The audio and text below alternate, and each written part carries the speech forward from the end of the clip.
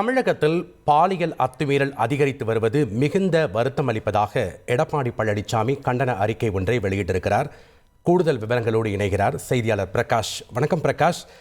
எதிர்க்கட்சித் தலைவர் எடப்பாடி பழனிசாமி வெளியிட்டிருக்கக்கூடிய கண்டன அறிக்கையில் என்னென்ன விஷயங்கள் குறிப்பிட்டிருக்கிறாரு, என்னென்ன விஷயங்களை சுட்டிக்காட்டியிருக்கிறாரு? திமுக ஆட்சியில் பாலியல் அத்துமீறல்கள் எல்லா நிலைகளிலும் அதிகரித்து வருவது மிகுந்த வருத்தத்திற்கும் கண்டனத்துக்குரியது என்று எடப்பாடி பழனிசாமி தெரிவித்திருக்கிறார். அதிமுக ஆட்சி அமைவதே தமிழ்நாட்டில் மீண்டும் பெண்களுக்கு பாதுகாப்பான மாநிலமாக மாறுவதற்கு ஒரே வழி என்று எடப்பாடி பழனிசாமி தெரிவித்திருக்கிறார்.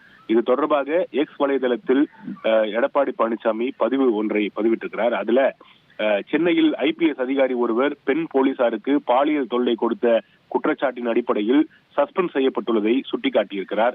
திருப்பத்தூர் மாவட்டத்தில் திமுக கவுன்சிலர் மகேந்திரன் 14 வயது சிறுமிக்கு பாலியல் தொல்லை கொடுத்ததையும் எடப்பாடி பழனிசாமி அவருடைய பதிவில் சுட்டிக்காட்டியிருக்கிறார்.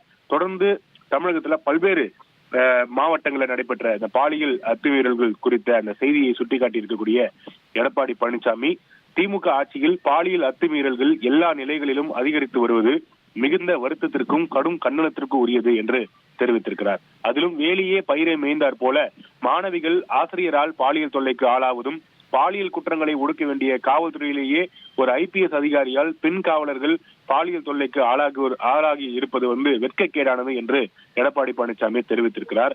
இந்த ஆட்சி முடிவுக்கு வந்து மீண்டும் அதிமுக ஆட்சி அமைவதே தமிழ்நாடு மீண்டும் பெண்களுக்கு பாதுகாப்பான மாநிலமாக மாறுவதற்கு ஒரே வழி என்று எடப்பாடி பழனிசாமி தெரிவித்திருக்கிறார். மேலும் இந்த பாலியல் துன்புறுத்தல்கள் தொடர்பான அந்த வழக்குகளில் சம்பந்தப்பட்டவர்கள் மீது கடுமையான நடவடிக்கை எடுக்க வேண்டும் என்று தமிழ்நாடு அரசை வலியுறுத்தி இருக்கிறார். நன்றி பிரகாஷ், உங்களுடைய தகவல்களுக்கு. செய்திகளை உடனுக்குடன் தெரிந்து கொள்ள உடனே சப்ஸ்கிரைப் பண்ணுங்க.